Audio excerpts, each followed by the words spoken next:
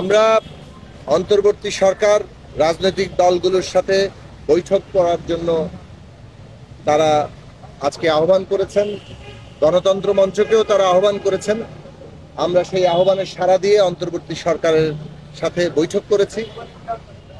আমরা বলেছি যে এই অন্তর্বর্তী সরকার ছাত্র, শ্রমিক, জনতার গণঅভ্যুত্থানের উপর দাঁড়িয়ে, তাদের রক্তের উপর দাঁড়িয়ে সরকার গঠিত হয়েছে।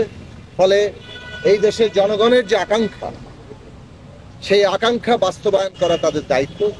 সেই দিক থেকে তাদের যে আশু কর্তব্য, জনজীবনে শৃঙ্খলা ফিরিয়ে আনা, জানমালের নিরাপত্তা প্রতিষ্ঠা করা এবং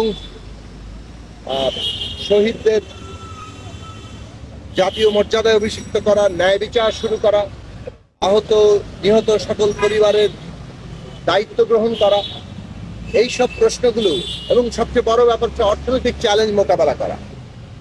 এই সব বিষয়ে ইতিমধ্যে আমাদের সমন্বয়ক বলেছেন, আমরা কতগুলো সুনির্দিষ্ট প্রস্তাব দিয়েছি এবং সেই সব প্রস্তাবগুলো ইতিমধ্যে সরকার, অন্তর্বর্তী সরকার প্রধান প্রফেসর ডক্টর মোহাম্মদ ইউনূস সহ তাদের সরকারের সাথে সংশ্লিষ্ট সকল উপদেষ্টা এবং অন্যান্যরা সবাই ছিলেন, তারা সকলেই ইতিবাচকভাবে গ্রহণ করেছেন।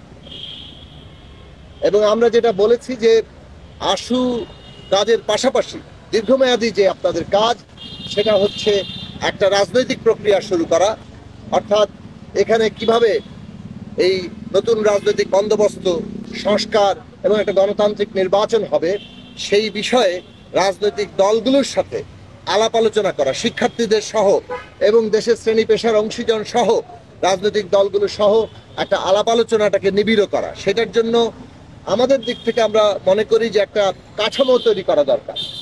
একটা জাতীয় রাজনৈতিক ন্যাশনাল পলিটিক্যাল কাউন্সিল হতে পারে, যেখানে দেশের অংশীজনেরা বসবেন এবং সরকার যেহেতু এই অংশীজনদের সমর্থনের উপর দাঁড়িয়ে আছে, তাদের সাথে রাজনৈতিক প্রক্রিয়ার উত্তরণ এবং এই যে প্রাত্যহিক যে আজকে পরিস্থিতি মোকাবেলা করতে হচ্ছে, সেই জায়গায় আমরা রাজনৈতিক দলগুলো ভূমিকা রাখতে পারে। আমরা বিশেষভাবে গার্মেন্টস পরিস্থিতি, দুর্গাপূজা আসন্ন তার পরিস্থিতি এবং দেশে মাজারে হামলা, মন্দিরে হামলা, নারীর উপর হয়রানি, নানা ধরনের ঘটনা ঘটছে এবং এইগুলোকে কেন্দ্র করে বাংলাদেশ সম্পর্কে যে প্রচারণা চলছে, সেই ক্ষেত্রে সরকারের ভূমিকা, রাজনৈতিক দলগুলোর ভূমিকা এবং সম্পূর্ণভাবে এই ভূমিকা নিয়ে আমরা আলোচনা করেছি। অত্যন্ত ইতিবাচক আলোচনা হয়েছে।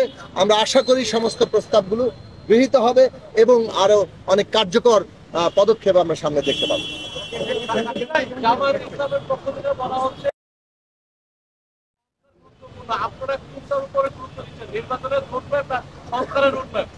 আমরা মনে করি গণতান্ত্রিক নির্বাচন দেশের নতুন রাজনৈতিক বন্দোবস্ত, প্রতিষ্ঠান, আইন সংস্কার, এগুলোর একটা গুরুত্বপূর্ণ অংশ। নির্বাচন ছাড়া এটা সংস্কার ছাড়া নির্বাচন, দুটোকে প্রতিপক্ষ হিসেবে দাঁড় করানোর কিছু নেই। এই দেশে নতুন রাজনৈতিক বন্দোবস্ত, সংস্কার এবং গণতান্ত্রিক নির্বাচন, এগুলো সবই একে অপরের পরিপূরক। গণতান্ত্রিক উত্তরণের প্রত্যেকটি খুবই জরুরি।